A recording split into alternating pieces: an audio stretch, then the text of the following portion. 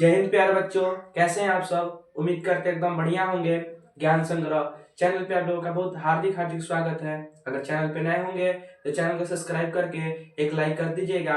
आज हम हिस्ट्री का पार्ट 2 लेकर आए हैं चैप्टर नंबर 1 के। कल हम लोग हिस्ट्री चैप्टर नंबर 1 पढ़े थे, जिसमें हम लोग कांस्य युगीन सभ्यता, हड़प्पा सभ्यता को क्यों कहते हैं, यहाँ तक पढ़ लिए थे। अब हम लोग आगे देखेंगे कि हमें आगे क्या पढ़ना है। अगर कोई भी विद्यार्थी अगर कोई विद्यार्थी अगर कोई विद्यार्थी 12th क्लास में है, ठीक है, अगर कोई विद्यार्थी 12th क्लास में है, 12th क्लास में है जो कि आर्ट्स लिए हुए हैं, उनके पास ये वीडियो को शेयर कर दीजिएगा ताकि वो भी देख सके। ठीक है, यह स्पेशल बैच हम लोगों का 2027 में जो बच्चे परीक्षा देने वाले हैं उनके लिए ये बैच है। और अभी हम लोग शुरुआत ही कर रहे हैं। आज चैप्टर नंबर 1 का पार्ट 2 लेकर के हम आए हैं। ठीक है, चलिए इसे स्टार्ट करते हैं बिना कोई देर किए हुए। चलिए देखिए, हम लोग कल टॉपिक पढ़े थे कि कांस्य युगीन सभ्यता हड़प्पा सभ्यता को क्यों कहते हैं। ठीक है, आज हम लोग हड़प्पा सभ्यता की भौगोलिक विशेषताएं के बारे में जानेंगे, यानी कि हड़प्पा सभ्यता का विस्तार, यानी कि वो कहां कहां तक फैला हुआ था, इसके बारे में हम लोग जानेंगे। ठीक है, चलिए स्टार्ट करते हैं। देखिए, हड़प्पा सभ्यता का भौगोलिक विशेषता या विस्तार। ठीक है, देखिए क्या कर रहा है, इसका क्षेत्रफल लगभग 12,99,600 वर्ग किलोमीटर था। यानी कि जो ये सभ्यता था वह 12,99,600 वर्ग किलोमीटर तक फैला हुआ था। ठीक है, जूम कर लेते हैं ताकि आप लोगों को देखने में परेशानी ना हो। ओके,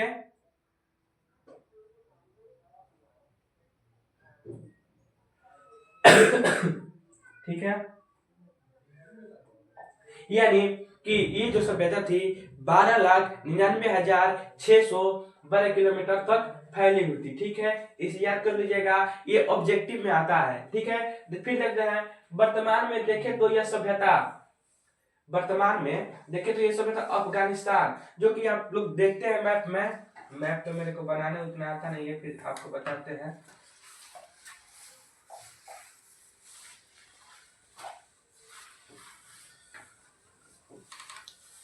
मतलब जो इस साइड है ये हम लोग का गुजरात है, ठीक, और इधर हम लोग का पाकिस्तान है, और पाकिस्तान के जो सटा हुआ है वो अफगानिस्तान है। तो देख सकते हैं वर्तमान में अफगानिस्तान और पाकिस्तान, आप लोग जानते ही होंगे पाकिस्तान जो कि हम लोगों का पड़ोसी राष्ट्र है।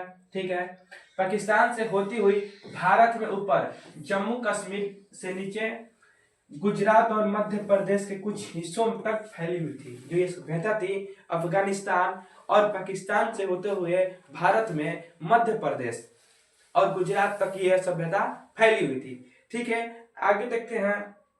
इस सभ्यता को त्रिभुजाकार का वाली सभ्यता कहा जाता है, क्योंकि यह त्रिभुजाकार क्षेत्र में फैली हुई थी। जो इसका क्षेत्रफल था वह त्रिभुजाकार था। ठीक है, आ जाता है ऑब्जेक्टिव क्वेश्चन कि हड़प्पा सभ्यता किस आकार की थी। हड़प्पा सभ्यता किस आकार की थी, तो हड़प्पा सभ्यता हम लोगों की त्रिभुजाकार की थी। त्रिभुजाकार की हड़प्पा सभ्यता थी। ठीक है, आइए नेक्स्ट देखते हैं। मेसोपोटामिया और मिस्र की सभ्यता हड़प्पा सभ्यता की समकालीन मानी जाती है, यानी यह सभी सभ्यताएं विश्व में एक ही समय पर थी। समकालीन का मतलब होता है एक ही समय, यानी कि जो जिस समय पूरे विश्व में मिस्र की सभ्यता, चीन की सभ्यता थी, उसी समय हमारा हड़प्पा सभ्यता भी उस समय था। ठीक है, आइए नेक्स्ट देखते हैं। हड़प्पा सभ्यता का काल 2600 ईसा पूर्व से 1900 ईसा पूर्व तक माना जाता है। ऑब्जेक्टिव पूछ देगा कि हड़प्पा सभ्यता काल कितना से कितना तक माना जाता है, तो हम लोग का 2600 ईसा पूर्व से 1900 ईसा पूर्व तक माना जाता है। ठीक है, आइए हम लोग नेक्स्ट देखते हैं।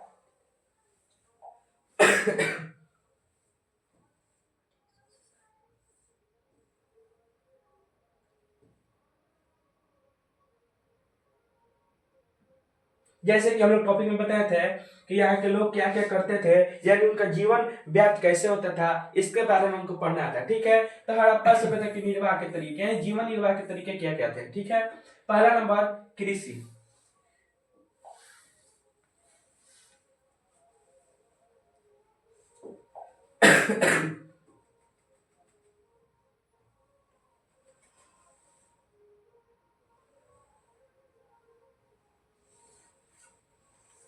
हम लोग को पढ़ना है पहला नंबर कृषि।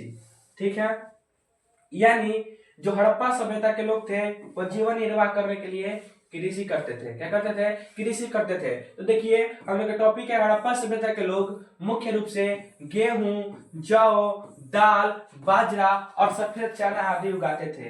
यानी जो हड़प्पा सभ्यता के लोग थे वो मुख्य रूप से गेहूं, जौ, दाल, बाजरा, सफेद चना आदि उगाते थे। ठीक है, फिर सिंचाई के लिए इन्होंने नहरों एवं कुओं का प्रयोग करते थे।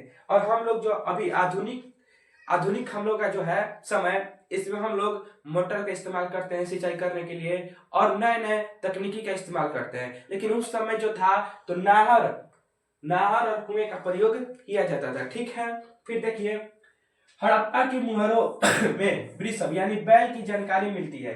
इससे अनुमान लगाया गया है कि हड़प्पा के लोग खेत जोतने के लिए बैल का प्रयोग करते थे। हड़प्पा सभ्यता के जो लोग थे, यानी मान लीजिए खेती करिएगा, कृषि करिएगा तो खेत को जोतना पड़ेगा। तो जो हड़प्पा सभ्यता के लोग थे वो खेत जोतने के लिए बैल का प्रयोग करते थे। ठीक है, और हम लोग आज ट्रैक्टर का इस्तेमाल करते हैं, आदि आदि आधुनिक तकनीकी का उपयोग करते हैं। ठीक है, उस समय इतना तकनीकी नहीं था, इसीलिए बैल का प्रयोग किया जाता था खेत जोतने के लिए। ठीक है, कई जगहों पर हल के प्रतिरूप भी मिले हैं जिनसे पता चलता है कि खेतों में हल के द्वारा जुताई की जाती है। यानी जो कई हड़प्पा सभ्यता के स्थल है जहां पर हल के प्रमाण मिले हैं। हल आप लोग जानते होंगे, तो उससे खेत की जुताई होती थी। तो कई कई प्रमाण मिले हैं हल के भी।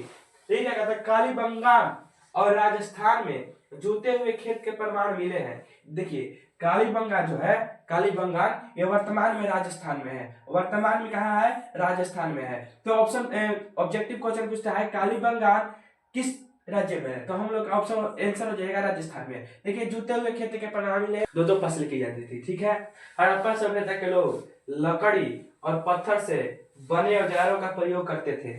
यानी देख सकते हैं आप लोग चित्र में, ये सब जो है लकड़ी का औजार है और पत्थर का औजार है। ये सब जिससे धान कटाई जाती थी। आजकल हंसुआ, हार्वेस्टर इत्यादि से कटाई की जाती है फसलों की, लेकिन उस समय लकड़ी के और पत्थर के औजार बनाए जाते थे फसलों को काटने के लिए। ठीक है, आइए नेक्स्ट देखते हैं हम लोग।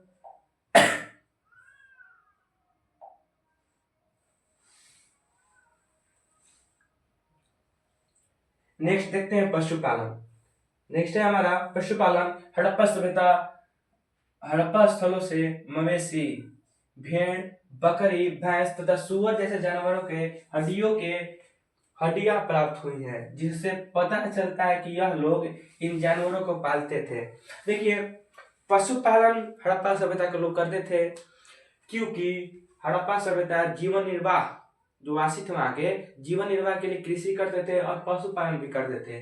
तो हड़प्पा स्थलों से मवेशी, भेड़, बकरी, भैंस तथा सुअर के जानवरों की हड्डियां प्राप्त हुई हैं, जिससे पता चलता है कि यहाँ के लोग पशुपालन करते थे। ठीक है, फिर देखते हैं शिकार। यहाँ पर मछली, पक्षियों एवं जंगली जानवरों की हड्डियां भी मिली है, जिनसे अनुमान लगाया गया है कि हड़प्पा के निवासी जानवरों का मांस खाया करते थे। ठीक है, यहाँ पर मछली के, पक्षियों के, जंगली जानवर के हड्डियों का साक्ष्य मिला है, जिससे यह अनुमान लगाया जा रहा है कि जो भी हड़प्पावासी थे वह मांसाहार यानी जानवरों के मांस को खाते थे। ठीक है, आइए नेक्स्ट देखते हैं।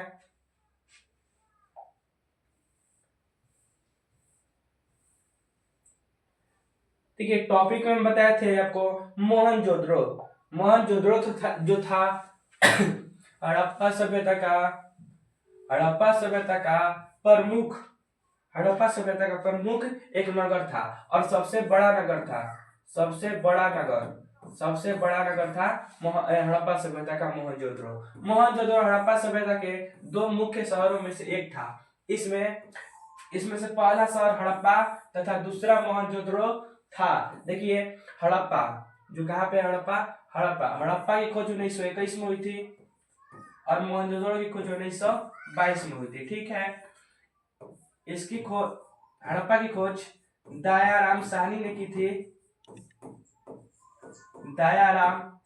की थी, और इसका खोज आर डी बनर्जी ने की थी। आर डी बनर्जी यानी कि राखल दास बनर्जी ने की थी। ठीक है, ऑब्जेक्टिव पूछता है कि हड़प्पा की खोज कब हुई थी 1921 में, किसने की? तो दयाराम साहनी ने। मोहनजोदड़ो की खोज कब हुई 1922 में, किसने की? तो आर डी बनर्जी यानी राखल दास बनर्जी ने। ठीक है, आइए नेक्स्ट देखते हैं। एक मोहनजोदड़ो की विशेषताएं। मोहनजोदड़ो की विशेषताएं क्या है? यह हड़प्पा सभ्यता के सबसे मुख्य शहरों में से एक था। ठीक है, यह आधुनिक पाकिस्तान के लड़काना जिले हो गया यहाँ पे, लड़काना जिले में स्थित था। इसका क्षेत्रफल लगभग 125 हेक्टेयर था। जो हड़प्पा सभ्यता था इसका क्षेत्रफल 125 हेक्टेयर था। ठीक है, अगर कहीं पर भी आपको समझ ना आए तो एक बार कमेंट कर दीजिएगा। ठीक है, मोहनजोदड़ो में नगर को मुख्य रूप से दो भागों में बांटा गया था। जो मोहनजोदड़ो नगर है इसको मुख्य रूप से दो भाग में बांटा था। एक का नाम था दुर्ग और एक का नाम था निचला मतलब एक निचला भाग और एक दुर्ग भाग। ठीक है, दुर्ग भाग में प्रशासनिक भवनें मिली है। दुर्ग भाग जो ऊपरी हिस्सा में होता था उससे वहां से प्रशासकीय भवन मिले हैं। ठीक है, और निचला जो आवासीय लोग रहते थे। ठीक है, नीचे में। आइए नेक्स्ट देखते हैं।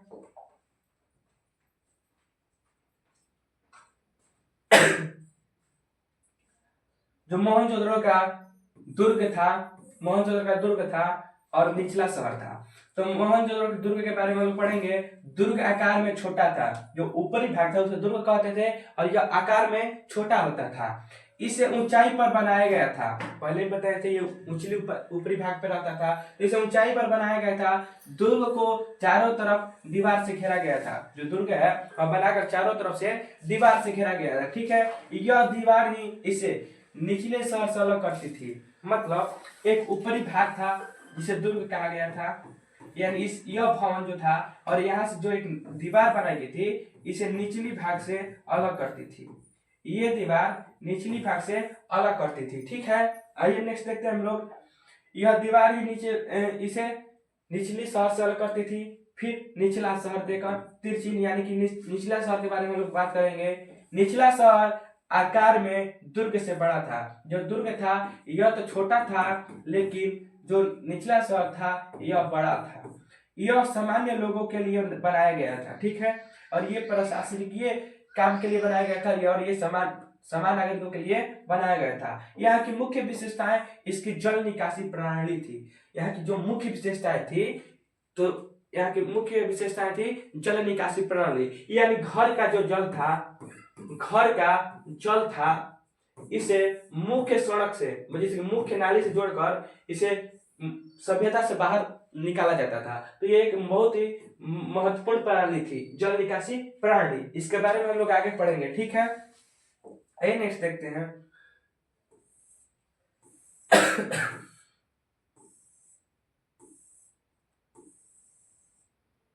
ये सब मानचित्र है। ठीक है, हड़प्पा सभ्यता का। इसके बारे में हम लोग आगे विस्तार करेंगे। चलिए हम लोग का टॉपिक है माल गोदाम यानी अन्नगिरी। इसे अन्नागार भी कहते हैं, ठीक है। देखिए यह एक बड़े आकार का गोदाम होता था जिसमें अनाज को रखा जाता था। ठीक है, आइए ऊपर देखते हैं। यह एक बड़े आकार का था जिसमें अनाज को रखा जाता था। फिर देखिए विशाल स्नानागार। आइए हम इसको बताते हैं आपको। ये 5 नंबर में पूछता है स्नानागार के बारे में। स्नानागार के बारे में 5 नंबर का पूछता है। ठीक है, और इसमें 2 नंबर का ही पूछता है और ऑब्जेक्टिव पूछता है। बताइए, आप विस्तार से बता रहे हैं। विशाल स्नानागार दुर्ग पर बहुत बड़े बड़े स्नानागार के अवशेष मिले हैं। नायिका आकार 12 मतलब इनका आकार 12 मिली लंबा, 7 मिली चौड़ा और लगभग 2.4 मिली गहरा था। ठीक है, यानी हम इसको अपने भाषा में बता रहे हैं आप लोगों को। ठीक है,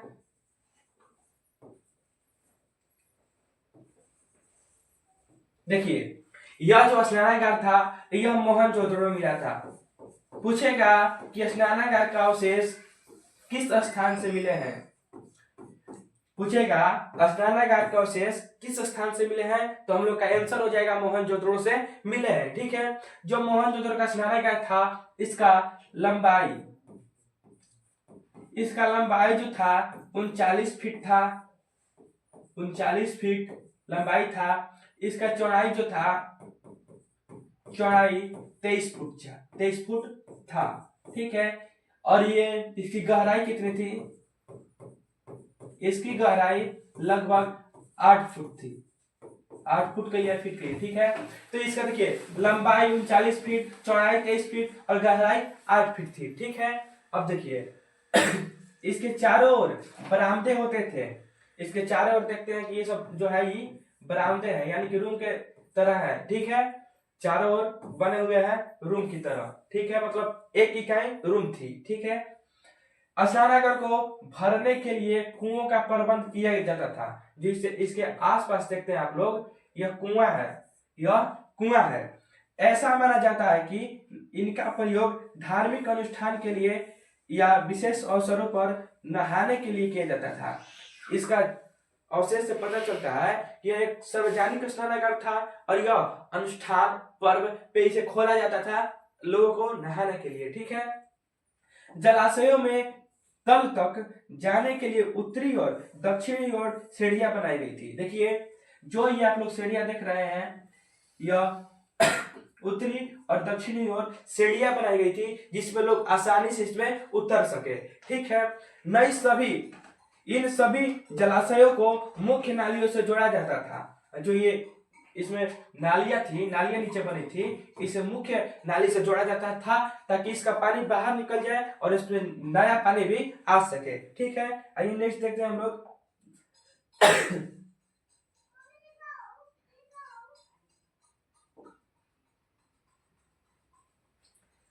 देखिए अब हम लोग को पढ़ना है निचला शहर में सड़कें।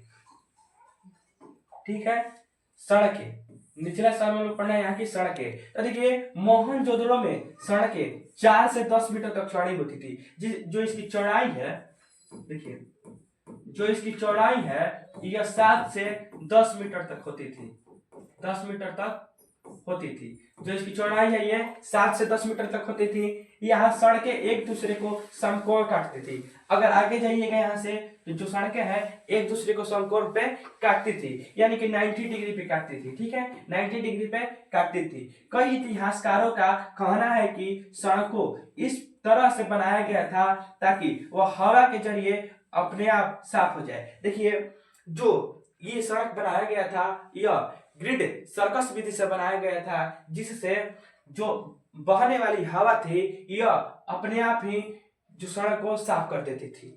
ठीक है, आइए नेक्स्ट देखते हैं। इन सब अवशेषों से पता चलता है कि जो हड़प्पावासी थे वो पढ़े लिखे भी थे, समझदार थे। ठीक है, आइए नेक्स्ट देखते हैं।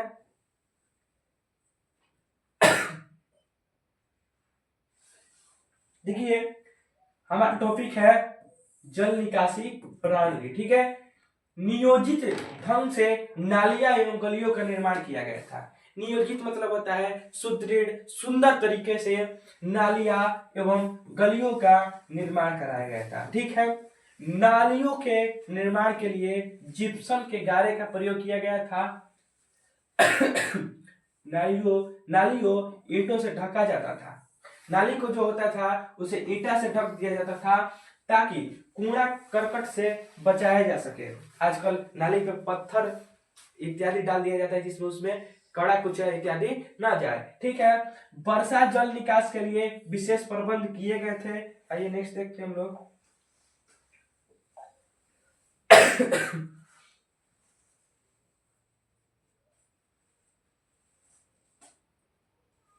देखिए यह है नालिया, वहां की नालियों के बारे में हम आपको बताते हैं। ये जो है यह मुख्य नाली है। क्या है? मुख्य नाली है। यह मुख्य नाली है और यह घर की नाली है। यानी घर की नाली आजकल भी हम लोग देख सकते हैं, घर की नालियों को गलियों में जो कि गली की नली है उसमें जोड़ा जाता है। ठीक है, उसी प्रकार इसे पहले के लोग जो थे हड़प्पा सभ्यता के इसी प्रकार की नलियों का प्रबंध किया करते थे। आइए हम लोग देखते हैं नेक्स्ट, भवन निर्माण। भवन निर्माण देखिए, मोहनजोदड़ो में सफाई का विशेष ध्यान रखा गया था। अलग अनंग के चारों तरफ कमरों का निर्माण किया गया था। ठीक है, आंगन है, यहाँ पे थोड़ा सा टाइपिंग करने में दिक्कत हो गया है।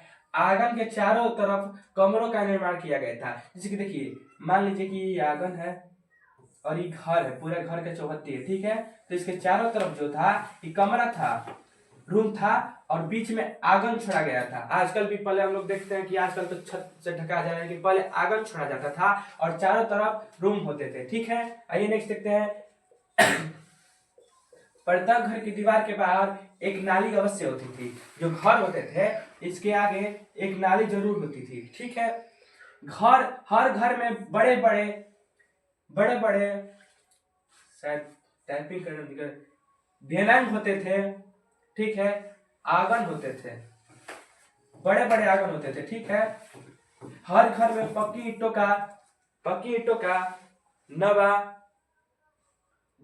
का बना हुआ स्नानागार होता था। ठीक है, जो कि स्नानागार होता था ये पक्की ईंटों से बनाया जाता था। ठीक है, घर के अंदर कुएं का निर्माण किया जाता था। यानी कि हड़प्पा वासी जो थे एक निजी कुआं रखते थे। निजी कुआं का मतलब अपना एक कुआं रखते थे जिसे घर में निर्माण किया जाता था। ठीक है, पानी के निकासी के लिए हर घर में नालियों का प्रबंध किया जाता था। इस आंगन का उपयोग खाना पकाने एवं अन्य कार्यों के लिए किया जाता था। जो आंगन है, जो आंगन है इसमें खाना पकाने के लिए इत्यादि किया जाता है। आजकल भी हम लोग देखते हैं कि जब ठंड के दिन आता है तो हमारी जो घर की औरतें हैं वह आंगन में ही आस कर खाना बनाती है, जिससे धूप भी लगता रहे। ठीक है, आइए हम लोग नेक्स्ट देखते हैं क्या कर रहा है।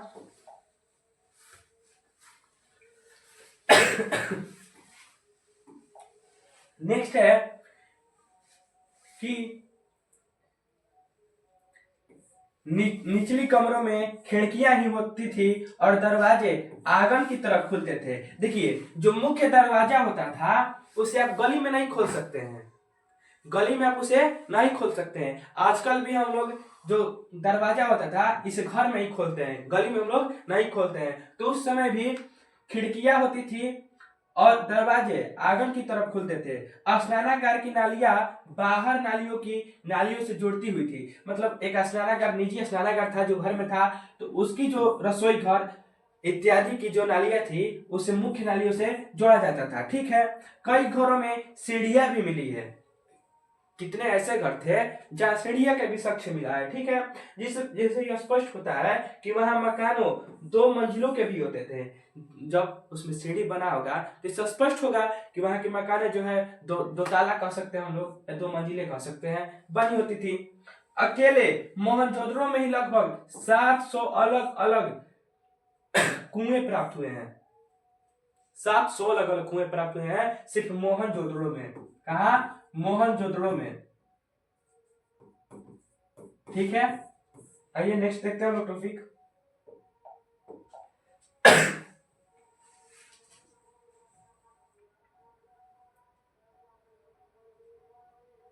देखिए, टॉपिक है हमारा अन्य विशेषताएं। क्या है? अन्य विशेषताएं। यात्रियों के लिए सराय का निर्माण किया गया था। यात्रियों के लिए बर्तन पकाने की भट्टी को शहर से बाहर बनाया जाता था ताकि शहर में प्रदूषण ना हो। वहां के लोग इतने शिक्षित थे, हम लोग कह सकते हैं कि वहां के लोग इतने शिक्षित थे कि जो प्रदूषण को भी ध्यान में रखते हुए मिट्टी पकाने वाले जो बनाया गया था भट्टी, उसे शहर से बाहर बनाया गया था ताकि जो प्रदूषण फैले हमारे शहर में न फैले। ठीक है, गलियों का निर्माण इस तरीके से किया गया था ताकि सूर्य की रोशनी इनको कोने कोने तक जा सके। अगर गलियों का निर्माण इस तरह से किया गया था जो कि सूर्य का रोशनी है वो किसी के घर पे जाए किसी के घर पे ना जाए, ऐसा नहीं था, सबके घर में कोने कोने तक पहुंच सके, ऐसा वहां की गलियों का निर्माण किया गया था। ठीक है, रात को सुरक्षा के लिए पहरेदार तैनात किए जाते थे। वहां पे रात को सुरक्षा के लिए यानी चोर डाकू इत्यादि ना घुस जाए इसके लिए पहरेदार यानी मतलब सैनिक जैसे तैनात किए जाते थे। कूड़े को नगरों से बाहर गड्ढों में दबाया जाता था। जो कूड़ा कचरा निकलता था हड़प्पा सभ्यता से उसे नगर के बाहर ले जाके दबा दिया जाता था, जमीन के अंदर दबा दिया जाता था। ठीक है, अब जब देखेंगे हम लोग सामाजिक विभिन्नता।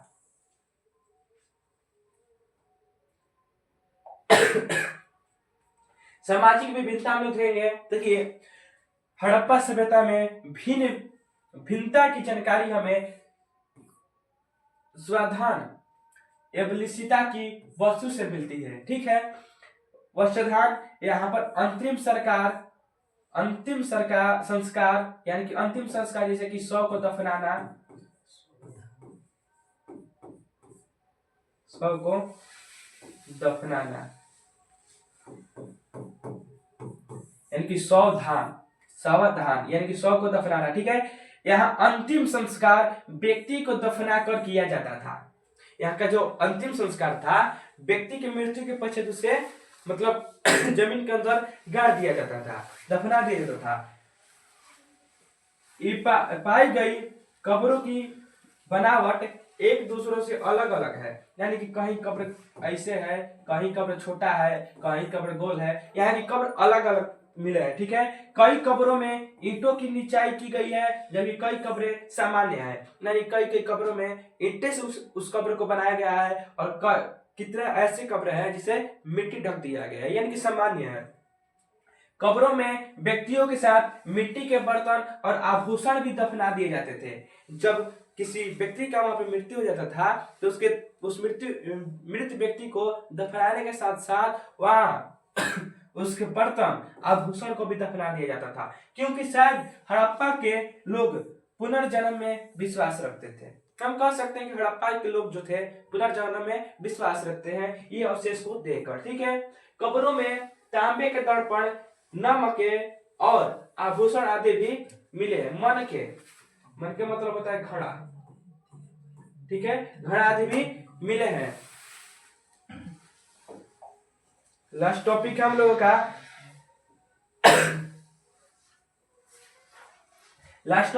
का विस्तारित वस्तुएं। सामाजिक विभिन्नता को पहचानने का एक और तरीका होता है विलासिता की वस्तुएं। मुख्य रूप से दो प्रकार की वस्तुएं होती हैं। आइए नेक्स्ट देखते हैं हम लोग रोजमर्रा प्रयोग की जाने वाली, ठीक है, वस्तुएं जैसे कि चकिया, मिट्टी के बर्तन, सुई सामान्य औजार आदि। इन्हें पत्थर या मिट्टी जैसे सामान्य पदार्थों से बनाया जाता था और यह आसानी से उपलब्ध होती थी। ठीक है, विलासित वस्तुएं यह वस्तु है जो आसानी से उपलब्ध नहीं होती थी, अर्थात कम मात्रा में मिलती थी। ऐसी वस्तुएं है जो महंगी या दुर्लभ होती थी, उन्हें कीमती माना जाता था। ठीक है, पात्र, स्वर्णभूषण। आगे हम लोग कल के क्लास में समझेंगे और आगे पढ़ेंगे। ठीक है, तब तक के लिए धन्यवाद। क्लास कैसे लगी आप लोग कमेंट करके बता दीजिएगा और लाइक करना ना भूलिएगा, क्योंकि वीडियो बहुत मेहनत से बन रहा है, बार बार लाइट भी कट जा रहा है। ठीक है, तो आप लोग मेहनत का कम से कम हम लोग का फल दीजिएगा और एक लाइक करके प्यारा सा कमेंट कर दीजिएगा। और नेक्स्ट क्लास हम लोग का अगला टॉपिक से स्टार्ट होगा। तब तक के लिए धन्यवाद, नमस्कार। फिर मिलते हैं एक नई क्लास में एक नई उम्मीद के साथ।